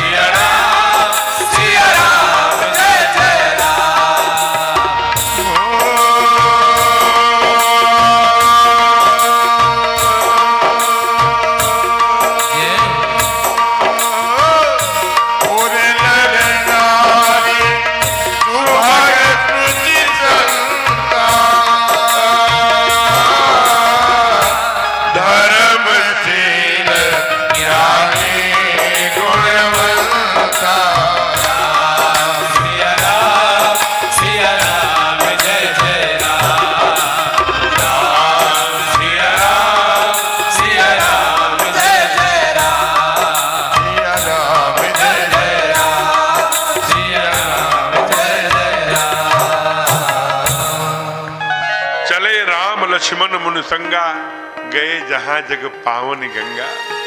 ये जग केवल भारत को नहीं कहा, पूरे संसार को पवित्र करती है, लेकिन बहती केवल हमारे देश में है। हम उस देश के वासी हैं जिस देश में गंगा बहती है। आप हजारों नदियां बहती हैं दुनिया में, किसी का पानी लेके एक बोतल में रखिए, गंगा जी का जो अभी प्रदूषित है, जो रंग मटमैला हो गया है, उसको भी शीशी में लेकर आप डेट डाल दीजिए। 200 वर्ष बाद आपका पोता नाती अगर खोलेगा तो भी उसमें कीड़े नहीं पड़ते। ये देव नदी है, यही इसका चमत्कार है, यही अमृत है, इसी में हम अमृत स्नान करते हैं। ये बड़े भाग्य से मिलती है हो। जग पावन है, हमको तो पावन कर ही देगी, आपको तो करेगी ही। आप ऐसे अवसर पर जब बसंत पंचमी तिथि का प्रवेश हो चुका है, डॉक्टर साहब बैठे हैं यहाँ विराजमान हैं, आप ये जानिए एक भी गोता लगा लीजिए यही गंगा जी में, संगम जी जाने को यहीं से संगम साहब संगम है। हम प्रयाग में आ गए, संगम में आ गए। और एक बात समझने की है, मैं छोटी सी बात कहूंगा, यहां अगर बड़ी बात कहूंगा तो बहुत सारे प्रश्न खड़े होंगे। मैं किसी प्रकार का, मेरी इतनी पात्रता नहीं है मैं किसी का प्रतिवेदन करूं, किसी का मैं टिप्पणी करूं, किसी के मैं बात का खंडन करूं, लेकिन मैं इतना जरूर कहूंगा, जो भी लिखता है घटनाक्रम, जो भी होता है घटनाक्रम, लिखता स्वयं विधाता है। आज लगे जो श्राप कल आशीर्वाद बन जाता है। तत्क्षण श्राप लग रहा होगा, लेकिन वो काल चक्र का नियंता है। जब ये हम मानते हैं, बड़े बड़े ध्यानी ज्ञानी भक्ति मार्गी सब करने वाला करई करावई भंजन सोई, जब इतना बात जानते हो तो उस कंधे को दोष देना, इस कंधे को दोष देना, उन पर अंगुली उठाना, उनके ऊपर टिप्पणी करना छोड़ो। जितना हो सके सृजनात्मक बोलिए। इतना बड़ा दर्शन अब तक नहीं हुआ था कुंभ में। ऐसी व्यवस्थाएं, ऐसी सारी, आप देखिए एक एक पग पर साधु संतों के एक एक कुटिया में जाकर के प्रदेश का मुख्यमंत्री माथा टेक के मारने वाला जिलाने वाला मुख्यमंत्री नहीं हो सकता, दिलीप कृष्ण भारद्वाज नहीं हो सकता। जितनी पीड़ा और जितना कलंक आपको लगा है, उससे ज्यादा उसका दिल रो रहा है कि माथे पर एक कलंक लग गया। वो मुझसे आपसे ज्यादा दुखी है, तड़प रहा है, नींद नहीं आ रही है। उस अनुभूति को करिए। और कहां फंसे हो यार, जो सनातन धर्मावलंबी हो, वो तो तड़प, घटना इतनी दुखद, इतनी त्रासदी घटना घटी है। सनातन धर्म के कोई जो 2 महीने 4 महीने पहले से प्रतिदिन लखनऊ छोड़कर इसी रेती में चल चल कर एक एक चीज देख रहा हो, वो चाहेगा, कभी चाहेगा क्या है? हम थोड़े से शादी विवाह करते हैं, भीड़ आती, कोई सीढ़ियों से गिरता है, कोई आंगन में फिसलता है, इतना करोड़ों जहां लोग आ गए, कोई खुशियां मना रहा है, रो रहा है आपका प्रदेश का मुख्यमंत्री के माथे पर एक दाग लग गई। जिस दिन बिना दाग का ये महाकुंभ पूर्ण होता तो 56 इंच सीना वाला पूछता, बोलिए प्रदेश के मुखिया क्या रहा, हाथ से बचाते। आज कहीं न कहीं एक दुख है, लेकिन उसे वो भी नहीं धुल सकता, चाह करके भी पीड़ा कम नहीं है। इसलिए कभी ये नहीं कहना चाहिए ये हो गया, जब सारा विधाता का काल चक्र का नियंता वही है। करई करावई भंजन सोही, सब भगवान का जो भी घटता है घटनाक्रम रचता स्वयं विधाता है। जब इसे आप जानते हैं, आप ज्ञानी हैं, ध्यानी हैं, हमसे आपसे ज्यादा दुख है। इसलिए अच्छा, अब कैसे अच्छा हो, अब से कोई न गड़बड़ हो सकता है भविष्य में और सारी चीजें। इसलिए सोचिए, इसके लिए प्रयत्न करिए, इसके लिए बोलिए, जैसे जैसे दुनिया में अच्छा हो, जैसे जैसे देश में कुंभ में महाकुंभ में और अच्छा हो, अच्छा हो, अच्छा हो, शुभम शुभम, ऐसे बोलिए। आप अंगुली मत डालिए। अंगुली डालने का काम किसी सनातन धर्मी का नहीं हो सकता। नाटक मत करिए, नाटक करेंगे ये हिंदू समाज है। जब अपने पर आता है और जो भी षड्यंत्र के पीछे होगा विधाता है, पर्दाफाश हो। जो भी हिंदू समाज है ये जो एक बार संकल्प ले लेता है तो उस कोड को ईंटे का, चले गए शरद कुठारी श्याम कुठारी दोनों भाई, लेकिन एक एक ईंटा कलंकित ढांचा ढो दिया था। जब हिंदू समाज जगता है, इसलिए छोटी छोटी बातों पर आप सृजन की बात करिए। आइए, कुमार हमारे राघवेंद्र सरकार कुमार लक्ष्मण के साथ विश्वामित्र जी के कहने पर मैया को प्रणाम किया है। कथा विश्राम ले रही है, आप भी गंगा मैया को प्रणाम करिए। क्या यह कल कल छल छल के, यह कल कल चल चल बहती, क्या कहती गंगा धारा। यह कल कल चल चल बहती, क्या कहती गंगा धारा। युग युग से बहता आता यह पूर्ण प्रवाह, हमारा। यह कल कल चल चल बहती, क्या कहती गंगा धारा। कल कल बहते आता यह पूर्ण प्रवाह हमारा। यह पूर्ण प्रभाव हमारा यह पूर्ण प्रवाह हमारा। हम इसके लघुतम जलकण बनते हैं मिटते क्षण क्षण। हम इसमें लघुतम क्षण क्षण बनते जुटते हैं पल पल। अपना अस्तित्व मिटाकर तन मन धन करते अर्पण। तब मन धन करते अर्पण, तन मन धन करते अर्पण। बढ़ते जाने का शुभ कण, बढ़ते जाने का शुभ क्षण। प्राणों से हमको प्यारा। यह कल कल छल छल बहती, क्या कहती गंगा धारा। युग युग से बहता आता यह पूर्ण प्रवाह हमारा। यह पूर्ण प्रवाह हमारा। यह कल कल छल छल बहती।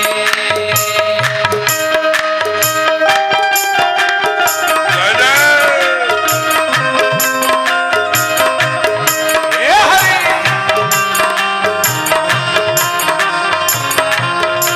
सब गंगा मैया को प्रणाम करिए।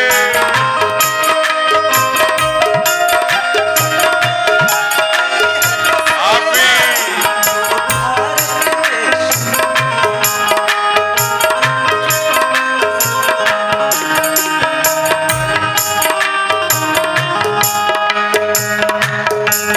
इस धारा में घुल कर हीरों की रात बही है। इस धारा से घुल मिलकर ऋषियों की राख बही है। इस धारा में घुल मिलकर वीरों की रात बही है। इस धारा से घुल मिलकर वीरों की राख बही है। इस धारा में कितने ही ऋषियों ने शरण गई है। ऋषियों ने शरण गई है। ऋषियों ने शरण गई है। इस धारा की गोदी में इस धारा की गोदी में खेला इतिहास हमारा। कल कल छल छल बहती, क्या कहती गंगा धारा।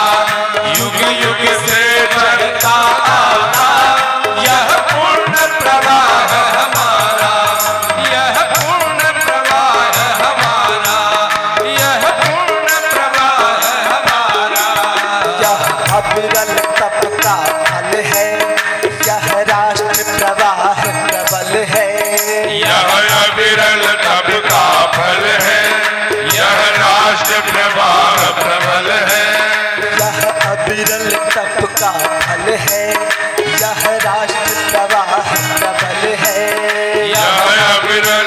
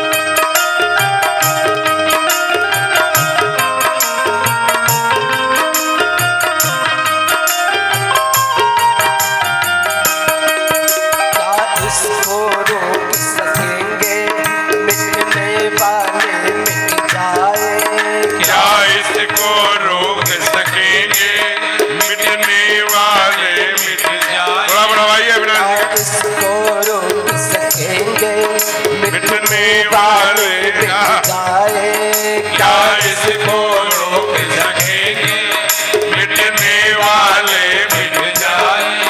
कंकर पत्थर की हस्ती क्या बाधा बन कर आए, क्या बाधा बन कर आए, क्या बाधा बन कर आए।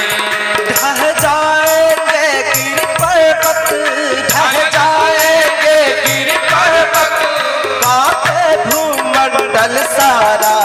यह कल कल छल छल बहती, क्या कहती गंगा धारा।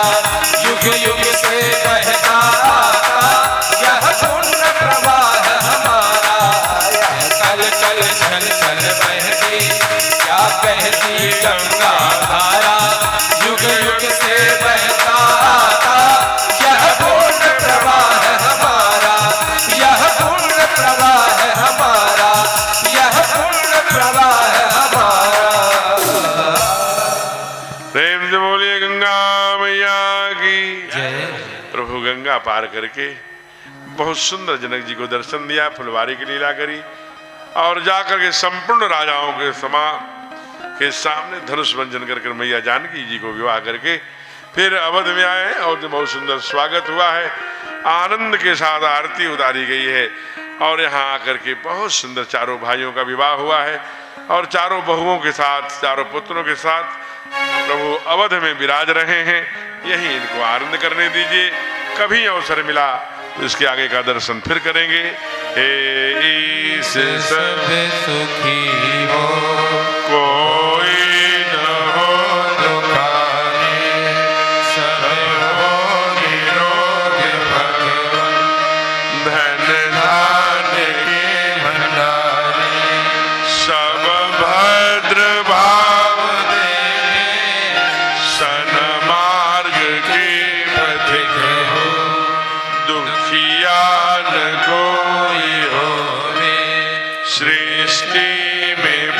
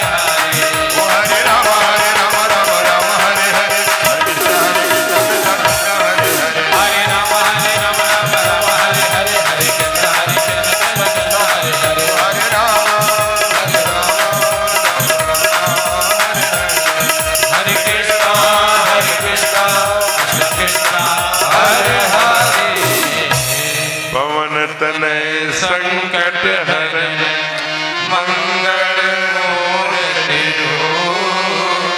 राम लखन सीता सहित हृदय बसहु सुर बार बार बजना हर्ष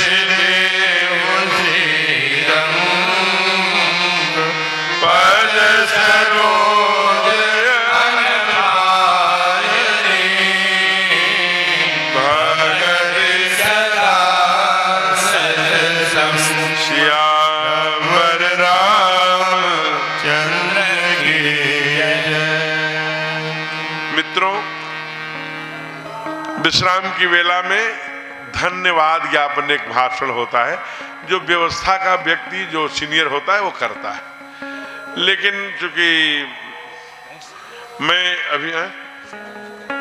अभी आगे भैया जी बता रहे हैं कोई करने वाला है, लेकिन मैं थोड़ा सा 1 मिनट में बस थैंक यू कर लूं। मैं धन्यवाद इसलिए नहीं करूंगा कि मैं यह जानता हूं जो भी घटता है घटनाक्रम रचता स्वयं विधाता है, इसलिए उसी की असीम कृपा से आज के 15 साल पहले सुनील भराला जी की 20 साल पहले हमारी मुलाकात वृंदावन में पूज्य हमारे बाबा गुरु जी के आंगन में हुई। इन्होंने मेरठ में बड़ी सुंदर मेरी एक इनके मित्र होंगे, उन्होंने कथा कराना चाहते थे, उन्होंने मुझे बुलाया, बहुत अच्छा। वहाँ से फिर एक गाजियाबाद में दासना में बच्चा मिला सुधीर नाम का यादव, फिर हम यति जी से जुड़ते चले गए। तो ये भराला जी की लाइन थी। आकस्मिक 20 साल बाद बहन जी मिली गंगा घाट पर नहाते हुए। हमने कहा अरे आप यहाँ? कहा मैं यहाँ ऐसे रुकी हूँ, ये कार्यक्रम। ये खोदते खोदते मेरा कथा पोस्टर वहाँ पहुँच गई। कथा क्षमा करिएगा, विद्या भारती जहाँ मेरी कथा हो रही थी। इनके बच्चे डॉक्टर साहब, इनके पति भी डॉक्टर हैं, डॉक्टर सुमन साहू जी यहाँ पर निःशुल्क चिकित्सा की सेवा करती हैं। और परशुराम श्री परशुराम जो अपना राष्ट्रीय परशुराम परिषद है उसकी सेविका हैं, बड़े भाव से जितना हो सकता है सेवा में लगी हैं। तो इन्होंने कहा कि आइए महाराज जी एक बार वहाँ आप सुनील भराला जी से मिलिए। मेरा मन प्रसन्न हो गया। अच्छा भाई साहब आए, तो मैं आया तो मुझे देखते ही गदगद हो गए। कहा कि अरे भाई कहाँ हैं महाराज जी? मुझे, हमने कहा सरकार आप ही भूल गए। और प्रसंग चला तो कहा कि आप यहाँ गाइए। हमने कहा कुछ परिकर होते हैं जो सामवेद के ज्ञाता, इन सबको कुछ चिंता कर। मैं एकदम से यहाँ प्रयाग माघ मेले में वाणी की सिद्धता ही अपनी बहुत बड़ी बात होती है। मैंने एक ही क्षण में स्वीकार कर लिया। तब तक अपने सेनानी जी मिल गए, तब तक अपने मनीष जी सब मिल गए। सब यहाँ सब लोगों ने एकदम होगी तो होगी, एकदम आक्रामक बन गए। मैं कहते नहीं, हमने कहा आक्रामक है स्वयं हमारे। तो सब लोग मिल करके हमारे डॉक्टर मधुकर जी जो बड़े अच्छे ही कर्मकांड और उसके यहाँ के यज्ञ के यज्ञाचार्य हैं, आदरणीय आज दिखे नहीं अपने जोशी जी का नाम अभय की निर्भय महेंद्र, आदरणीय महेंद्र जोशी जी जो सेकंड सत्र मतलब में कथा लेते हैं 3 साढ़े 3 बजे। आज थोड़ा उनका स्वास्थ्य जो है अनुकूल नहीं है, अब उसके लिए कौन जिम्मेवार है? नहीं, ये यहाँ से मैं कोई ऐसे नहीं, यहाँ से बताया गया स्वस्थ है, थोड़ा स्वास्थ्य की अनुकूलता नहीं। अच्छा अच्छा, मैं तो वो फिर भी 3:30 बजे आएंगे और वो कथा तो उनकी भी बड़ी इच्छा हुई। वो बॉम्बे महाराष्ट्र के रहने वाले हैं, बड़े मृदुभाषी, बड़े सरल स्वभाव के, इतने सज्जन और सहज रूप से लगता है कि तो उनकी कथा आप सुनिए। और अपने श्रोताओं का, मैं जब आया तो यहाँ सायंकाल कथा चल रही थी, तो मेरा अनुज ही छोटा भाई रवि भट्ट कर रहा था। जब मैं आया तो देखा कि एकदम परिवार नियोजन चल रहा है, हम दो हमारे दो बैठे सुन रहे थे। हम कहे भगवान कैसे सुनाए? तो आदरणीय मुनीष जी ने साहस दिलाया कि चिंता मत करिए, तो चाहे जैसे भी वहां मैं कथा कर रहा तो वहां 4 से 5 हजार संख्या रोज रहती थी, इससे बड़ा थोड़ा हाल भी था। लेकिन अब यहाँ देख करके मैं घबराया, लेकिन वो नहीं रहा, हम दो हमारे दो लगभग 150 लोग 100 लोग बैठ करके कथा सुने। मुझे बहुत अच्छा लगा। आज बहन जी ने सुना, डेरवा की रहने वाली, प्रतापगढ़ के और आगे जहाँ के रघुराज प्रताप सिंह जी रहने वाले, मान का स्वास्थ्य भी अनुकूल नहीं है। इनकी एक ही शर्त रहती है कि मुझे गंगा वहीं रात रोकना जहाँ गंगा मिले, सुबह 4 बजे भोर में नहाना। तो माँ बेटी कल रात में ही आ गई थी आज कथा में रहने के लिए। ये भाव उतनी दूर से आई, कथा की प्रेमी हैं, हमारे हमको बहुत लाड करती हैं। व्यासपीठ से सबको मैं थैंक यू, धन्यवाद। और जितने भी श्रोता, चाहे वो आदरणीय सेनानी जी हों, हमारी बहन जी हों, जो उपाध्यक्ष है, डॉक्टर साहब हों, आचार्यों का परिकर हो, हमारे श्रोता जितने सब हैं, सबके लिए मैं व्यासपीठ से इन 7 दिनों की जो पुण्याई अर्जित हुई है, उस पुण्य को मैं इसी क्षण व्यासपीठ से पूरे परिकर सहित अपने सहित सब में वितरित करता हूं, सबके कल्याण के लिए समर्पित करता हूं। परमात्मा से बस एक ही भीख मांगता हूं, क्योंकि यहां भरत ने भीख मांगा था। अर्थ धर्म काम कहा था, क्योंकि लोगों ने कहा कि धर्म अर्थ काम मोक्ष उल्टा मांग रहे हो। कहा नहीं, सारा झगड़ा अर्थ का ही है। जो भरत मांगे थे तीर्थराज प्रयाग से त्रिवेणी मैया से, मैं भी व्यासपीठ से सच्चे हृदय से अगर मांग रहा हूं तो मिले, इतना भी कपट हो तो न मिले। क्योंकि बाबा ने लिखा है कि जो यह कथा कपट तज गावा, मन कामना सिद्ध नर पावा। हे प्रभु, हे तीर्थराज प्रयाग, हे गंगा जमुना सरस्वती, इसी जन्म में इसी शरीर में क्या दो, अर्थ न धर्म न काम रुचि, पद न चाहो निर्वाण, जन्म जन्म रति राम पद, यह वरदान। हे ठाकुर, तेरे पाद पद्मों में जन्म जन्म में अनुराग। ये कौन, ये पापी लोग मांगते हैं। बाली ने मांगा था, जेहि जन्म जन्मू कर्म बस्त राम पद अनुराग हूं। आपका कोई एहसान नहीं चाहिए। ठाकुर खड़े थे, बोले कहो अचल करऊं तन राख प्राणा, अचल करऊं तन राखऊं प्राणा। बोलो बाली, तुम्हारी भक्ति से मैं प्रसन्न हो गया। कहा नहीं प्रभु, बस मेरे बेटे अंगद का हाथ पकड़ लीजिए और हमें कुछ नहीं चाहिए। हाँ, एक वरदान दीजिए। कहा क्या? कहा आपका उसमें एहसान नहीं है, बस ये केवल थोड़ा सहायता कर। क्या? कहा जेहि जन्म जन्म कर्म बसते ही राम पद राग हूँ।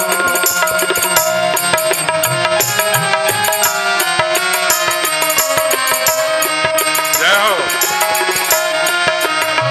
जेहि जोनि जन्म कर्म बसते राम पद,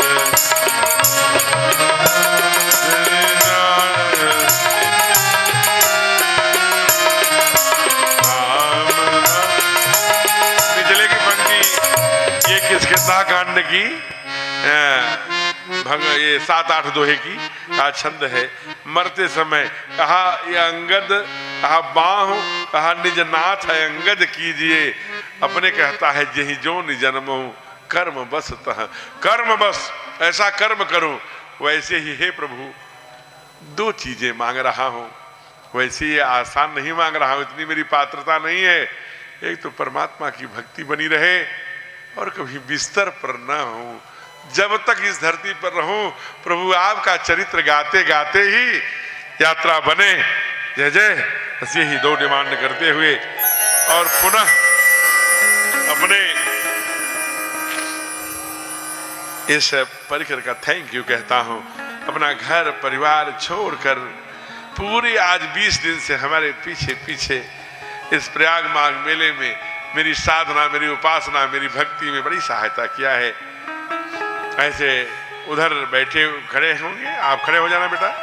डॉक्टर मुक्तेश्वर पांडे जी और बड़ा तेजस्वी, ये मेरे शिष्य हैं और मेरे सचिव भी हैं।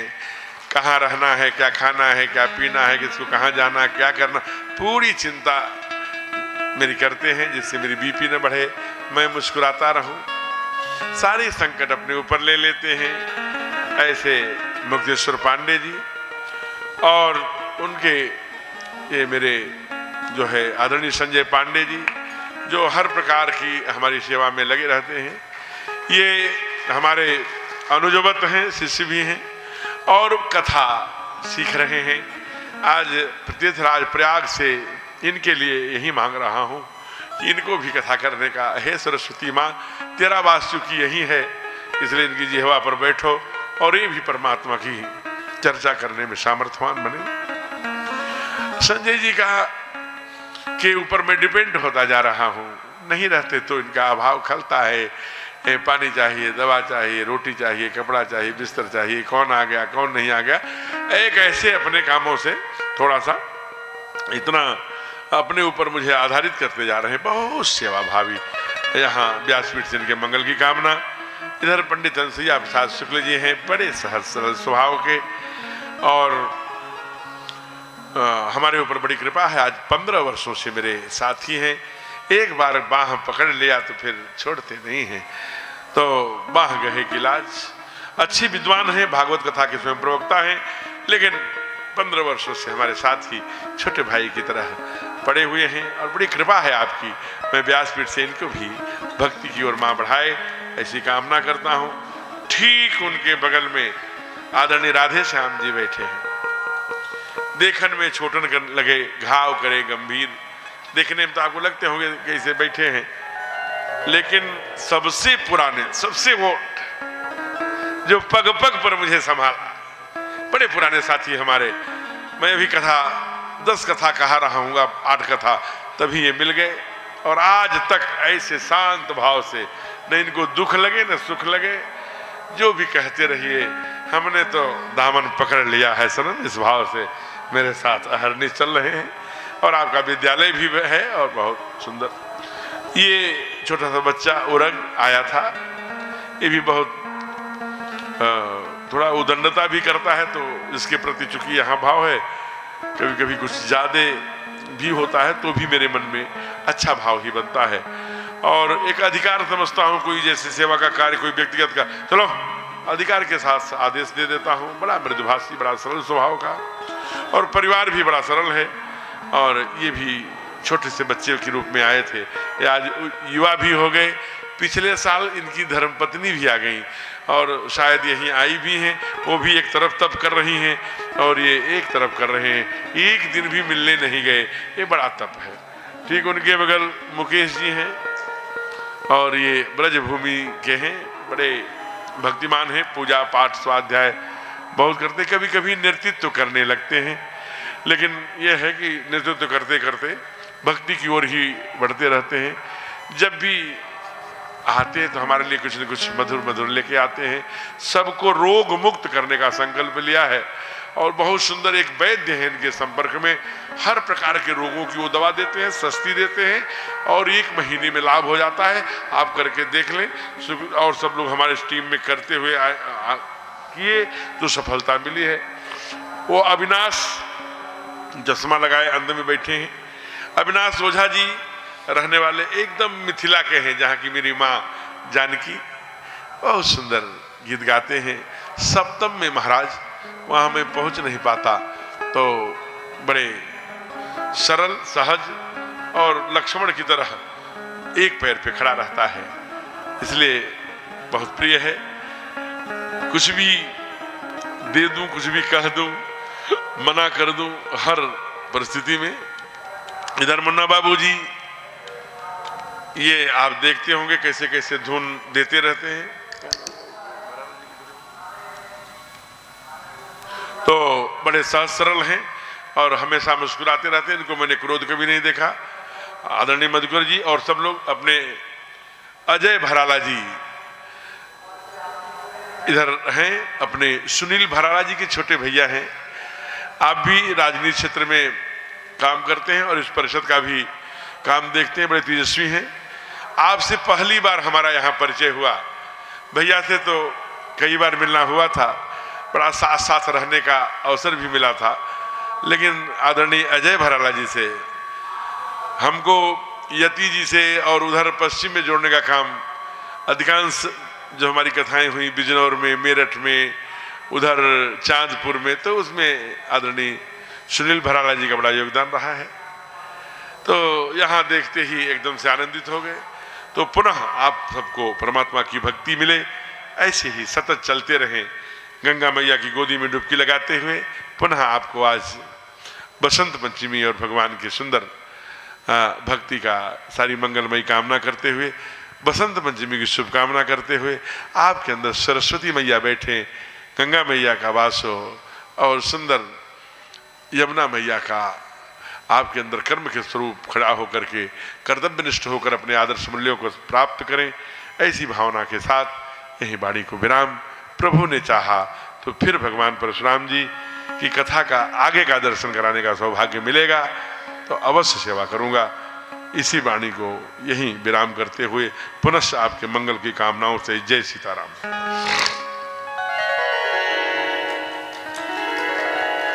प्रेम से बोले भगवान परशुराम की जय हो। आप सब विगत 7 दिनों से परम पूज्य व्यास जी महाराज जी के मुखारबिंद से आप लोग कथा का रसास्वादन कर रहे थे। सबसे बड़ा विषय यह है, जब प्रातः काल आप अपने नित्य क्रियाओं से संपन्न होकर के और दैनिक पूजन यज्ञादि क्रियाओं को संपन्न करते हैं, उसके तुरंत बाद से यह कथा प्रारंभ हो जाती है। जब तप यज्ञ के बाद और तात्कालिक रूप से कथा का रसास्वादन करने को मिल जाए तो अंदर बैठा हुआ नारायण भी अपने आप में प्रस्फुटित और मुस्कुराने लगता है। लेकिन उसकी एक विधा है, प्रेम की बात जमाने से निराली देखी, प्रेम की प्रेम से फल फूलती डाली देखी। प्रेम इंसान, प्रेम शैतान को इंसान बना देता है, प्रेम पत्थर को भगवान बना देता है। ये कथा अपने जीवन में जब आप प्रेम रूपी कथा, प्रेम से इसका रस कैसे सनई सनई आप अपने कानों से इसको श्रवण की अंतरात्मा में सब अपने जीवन में उतारने का जब कार्य करेंगे, कथा सुनना तो एक अलग विषय है, इधर से सुने उधर से निकाल दी, लेकिन जीवन में उतारना चाहिए। और राम कथा सभी संशयों को जीवन में समाप्त करती है। श्रीमद् भागवत कथा आपके अंदर भक्ति का प्राकट्य करती है। तो आदि आदि कथाएं अभी प्रवाहित यहाँ से हो रही हैं। परम पूज्य व्यास जी को सादर प्रणाम अपना निवेदित करते हुए और उनको धन्यवाद ज्ञापित करते हैं कि आपके सुमधुर वाणी से सभी राष्ट्रीय परशुराम परिषद के इस कथा पंडाल में भले हजारों लोग बैठे हों महाराज जी, लेकिन ये डिजिटल कुंभ है और इस डिजिटल कुंभ पे ऑनलाइन कम से कम करोड़ों श्रोता हमारे सुन रहे हैं। और इस कुंभ को इस तरीके से बनाया गया है कि ये दिव्य और भव्य तरीके से डिजिटल, हर घर में जो माताएं अस्वस्थ हैं, वो किसी भी प्रांत, किसी भी राज्य, किसी भी देश से हों, नहीं सुन पा रही हैं, तो उनके लिए एक ऑनलाइन व्यवस्था की गई है। तो वहीं से बैठ करके आनंद ले रही हैं। और इस पूरी कथा को, आपके सुबह वाली कथा को कम से कम लाखों भक्त ऑनलाइन जुड़ करके जो है इसका रसास्वादन करते हैं। ये अपने आप में बहुत ही गौरवपूर्ण है।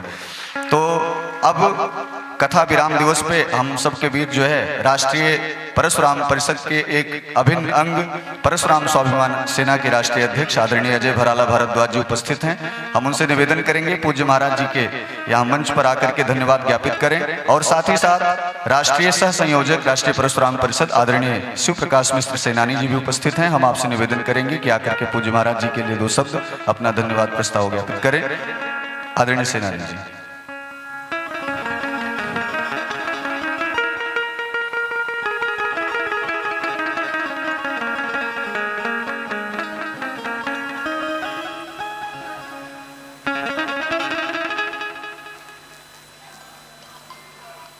आरती के लिए एक आरती ऊपर कुछ वरिष्ठ लोग करेंगे, एक आरती नीचे रहेगी। आरती संपन्न होने के बाद एक एक माताएं और बाकी जो भी यहाँ उपस्थित सभी भक्तगण हैं वो आकर मंच पर आशीर्वाद लेंगे। विराम दिवस में तत्वसार जिस प्रकार से दूध से मट्ठा तैयार होता है, दही तैयार होता है, फिर मट्ठा और उसमें से मक्खन तैयार होता है और अंततः घी बनता है, तो विश्वास कीजिए कि अगर अंततः आशीर्वाद आपको लेना हो और कथा विराम दिवस का, तो एक एक क्रमशः आप आएं और प्रणाम करते हुए पुनः आशीर्वाद प्राप्त करें। आदरणीय सेनानी जी।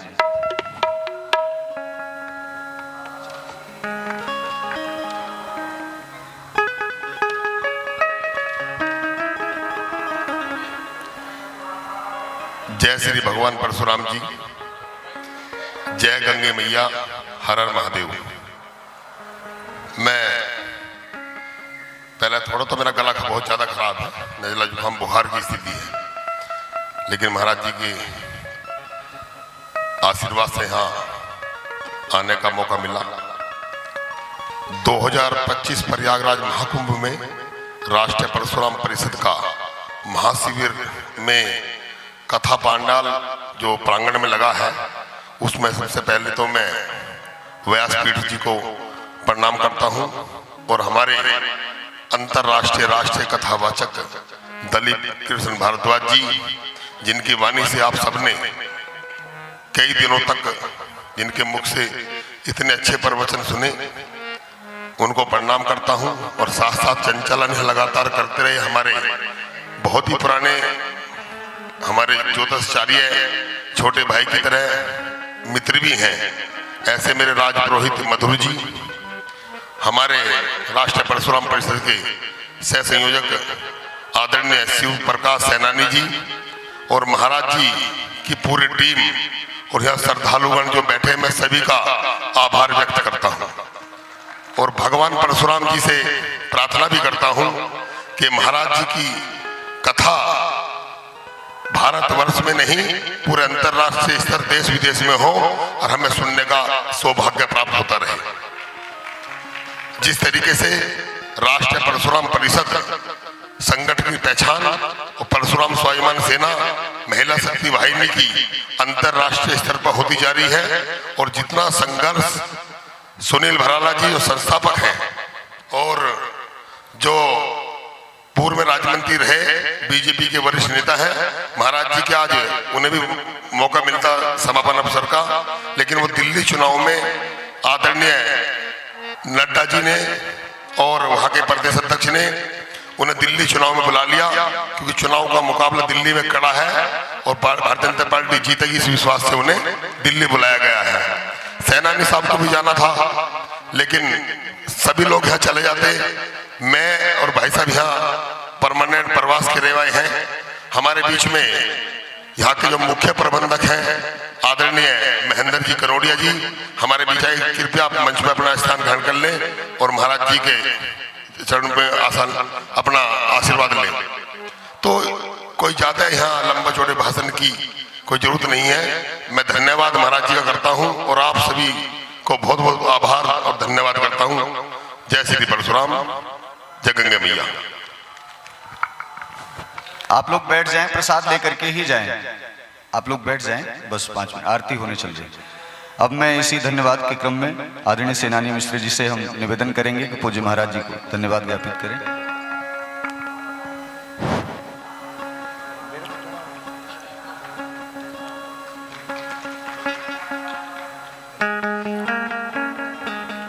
आज राष्ट्रीय परशुराम परिषद के शिविर में हमारे परम पूज्य महाराज दिलीप भारद्वाज जी, जिनका हम लोगों का संबंध लगभग 30 वर्षों से भी अधिक का है, और निश्चित है कि मैं आभार व्यक्त करता हूं महाराज जी का। अभी हमारे छोटे भाई बराला जी ने पूरी बातें बताई दी है। मैं उनकी बात से जोड़ते हुए आगे मैं केवल इतना क्षमा चाहता हूँ, परशुराम परिषद से कोई त्रुटि हुई हो अगर इस 7 दिनों में। निश्चित है कि यहाँ पूरे देश के लोग आ रहे हैं।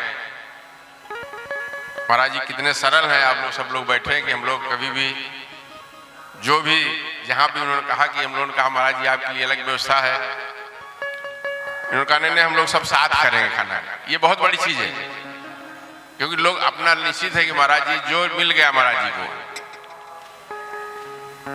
वही उन्होंने खाए, और 7 दिन तक उन्होंने कभी ये नहीं कहा। और भी निश्चित है कि अभी हमारे छोटे भाई ने बताया कि आपको मधुर जी ने कि ये डिजिटल, निश्चित है कि हम लोगों ने ये प्लान किया था कि 1 करोड़ से ज़्यादा लोग इसको देख रहे हैं कथाओं को और भारत देश में। महाराज जी चूँकि ये प्रशासन के कारण से आप जान रहे हैं, किसी भी शिविर में हमारे यहाँ के जो लोग हैं बड़े बड़े शिविरों में दिन में, रात में तो समय हो जाता है जिनके मेला वाला जहाँ लगता हो, वो पूरे शिविर खाली पड़े हुए हैं।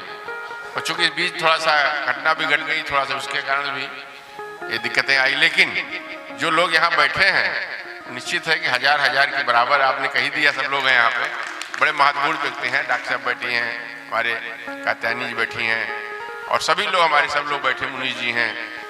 और सबसे बड़ी चीज़ कि महाराज जी ने सब परिवार यहाँ पर हम लोगों को आए यहाँ पर, इसके लिए भी मैं उनको धन्यवाद देता हूँ, आभार व्यक्त करता हूँ। बच्चे भी आए, कल हम लोग साथ रहे, और निश्चित है कि हमारे जो लोग हैं, सबसे बड़ी चीज़ कि हम लोग जो मेन चीज़ है, जिनके अभी महाराज जी ने बताया, बहुत बड़ी चीज़ है कि अपने जो लोग, जिनके ऊपर जो लोगों ने पूरा आपको, महाराज जी को जितने उनके सहयोगी गण हैं, मैं उनका आभार व्यक्त करता हूँ। और निश्चित है, अभी बराला जी ने बात कहा कि हम लोग बात बैठे थे, कल कनौडिया जी भी बहुत तारीफ कर रहे थे आपकी, बैठे थे हम लोग सारी चीज़ें, महाराज जी जो है, और इन्होंने ये बात कहा कि हम लोग भी चाहते हैं कि निश्चित है प्रतापगढ़ आसपास की धरती के अलावा सब पूरा हमने चाहते हैं। अभी बताया इन्होंने, देश विदेश में भी कथाएं होंगी आपकी, और होगी, निश्चित होगी। और चूंकि आप प्रयाग नगरी में बैठे हुए हैं, अमृत बेला अब यहाँ पर निश्चित है अमृत बरस रहा है, ये तो 26 तारीख तक यहाँ अमृत बरस रहा है जहाँ हम लोग बैठे हुए हैं। तो निश्चित मैं आभार व्यक्त करता हूँ सब लोगों का, और खासकर महाराज जी का। इसी तरीके से हम लोगों को परशुराम परिषद को सानिध्य मिलता रहे आपका। और निश्चित अभी बताया आपने, हमको भी जाना सब लोगों ने, हमने लेकिन कहा, मैंने कहा मंत्री जी आप जाइए, हम लोग हाँ यहाँ पे, उनका भी फोन आया था सुबह कि आज समापन है, हम नहीं हैं।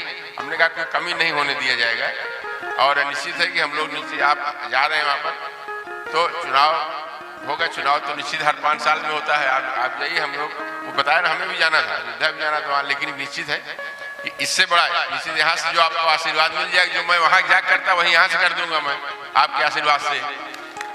तो और ये चीजें तो पूरा सब लोग देख ही रहे हैं। मैं यहाँ पर जो निश्चित घटना घटी उसके लिए हम लोग बड़ा दुखी हैं, और ऐसे परशुराम परिषद पूरा परिवार उस द्रविड़ घटना से दुखी है, और उनके प्रति हमारे समय से श्रद्धांजलि भी अर्पित करता हूँ पूरे पीठ से और सारे लोगों, सब लोगों से। मैं इसी के साथ अपनी वाणी को विराम देता हूँ। जय हिंद, जय भारत, जय परशुराम परिषद। सादर धन्यवाद। परम पूज्य महाराज जी को उनके आशीर्वाद और उनके आशीर्वचनों से राष्ट्रीय परशुराम परिषद के सभी पदाधिकारी ही नहीं अपितु राष्ट्र में, देश विदेश में बैठे हुए सभी भक्तों ने लाभ लिया है। सदैव राष्ट्रीय परशुराम परिषद मंच आभारी रहेगा, और सदैव यह आपके मार्गदर्शन में आगे कार्य करता रहेगा। हम सब अपेक्षाकृत रहेंगे। सादर धन्यवाद। पूज्य महाराज जी का सपरिवार यहाँ उपस्थित है। हम निवेदन करेंगे कि आप मंच पे आ जाएं, और जिससे कि आरती सुचारू रूप से प्रारंभ हो सके।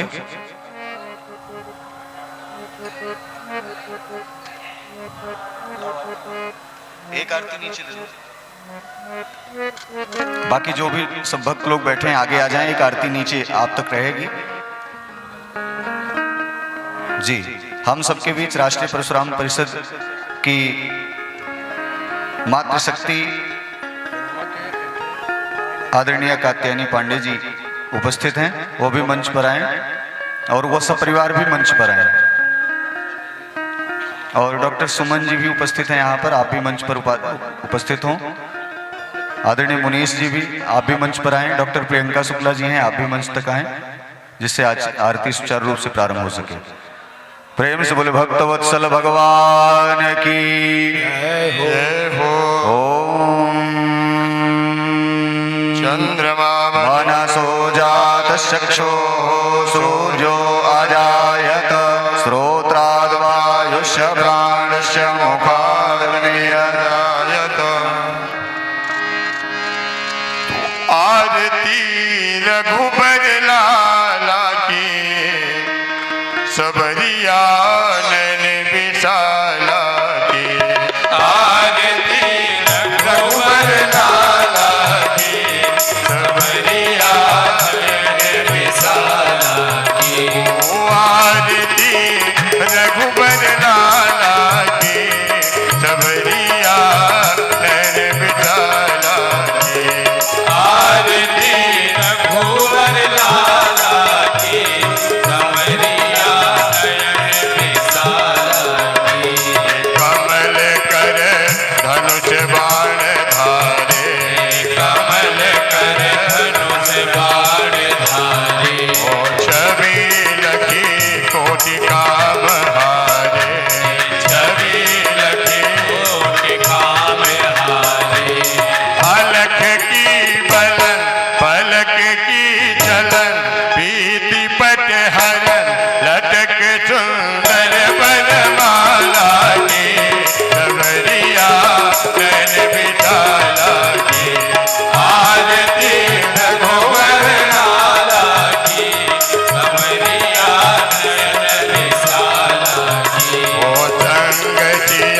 शोभा की खानी संग सिया शोभा की खानी ओ विराजे जगति जननी रानी विराजे जगत जननी रानी प्रेम भक्ति रस की खानी प्रेम भक्ति रस की खानी ओ भरत के वीर लखन रणधीर जाके भीर शत्रुघ्न रूप रचाला के अमरिया कर विशाला के आरती रघुवर लाला की समरिया नयन विशाला की ओ सदा तुम दीनन हितकारी सदा तुम दीनन हितकारी अवध के वट सबरी तारी अवध के वट सबरी तारी गीत की परम गति ज्ञानी सुरन के ईश कौशलाधीश रक्ष जगदीश सम शत्रुघ्न सुख पाला के समरिया कर विशाला के आरती रघुबर लाला की समरिया नयन विशाला की ओ चरण चापत अंजनी को लाल चरण चापत अंजनी को लाल प्रेम रस बाटत दीन दयाल प्रेम रस बाटत दीन दयाल बरस रही पुष्पों की जयमाल बरस रही पुष्पों की जयमाल भक्त भय हरण सुख नारी की भक्त भय हरण सदा सुख करण हरि लेव शरण धन की नाथ कृपाला की समरिया नैन विशाला की आरती रघुबर लाला की समरिया नयन विशाला की आरती रघुबर लाला की समरिया नयन विशाला की आरती रघुबर लाला की समरिया नयन विशाला की आरती की जय परशुराम की आरती की जय परशुराम की जन जन नायक कृपा धाम की जय जन नायक कृपा धाम की मंगलदायक प्रभु ललाम की मंगलदायक प्रभु ललाम की अनिल नायक यशयाम की परशुराम की विष्णु अवतार अति पावन की विष्णु अवतार अति पावन की रेणुका नंदन की रेणुका नंदन की वेद विशारद शंभुशीष की वेद विशारद शंभुशीष की जय कुल भरत जन प्रिय की आरती की जय परशुराम की मात पितु वचन पालन हे मातु पितु बचन हे पालक के गुरुजन पद रज अभिनंदन की गुरुजन पद रज अभिनंदन की धर्म ध्वजा परीक्षक की धर्म ध्वजा परीक्षक की हरदम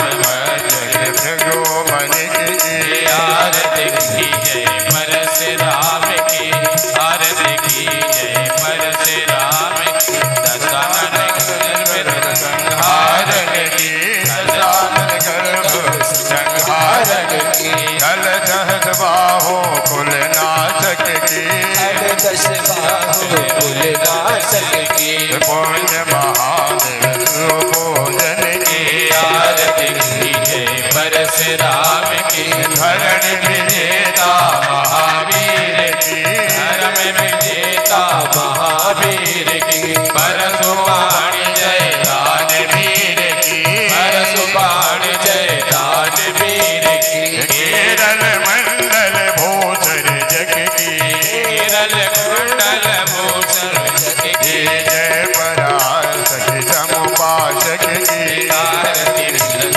परशुराम की मानस समगति कलावंत की मानस समगति कलावंत की दिन कर तेजस सुरवंदित की दिन कर तेजस सुरवंदित की जय बेदरिता संत की जय बेदरिता संत की महेंद्र गिरिवासी साधक की आरती की जय परशुराम की जय भीष्म द्रोण की गुरुवर की जय जननायक शिवमंडल की कर्ण सुशिक्षण तापस हर की जय भीष्म दौड़े गुरुवर की कमिल दाहक तावस चर की सकल चराचर प्रिय प्रभुवर की आरती की जय परशुराम की आरती की जय परशुराम की जय राम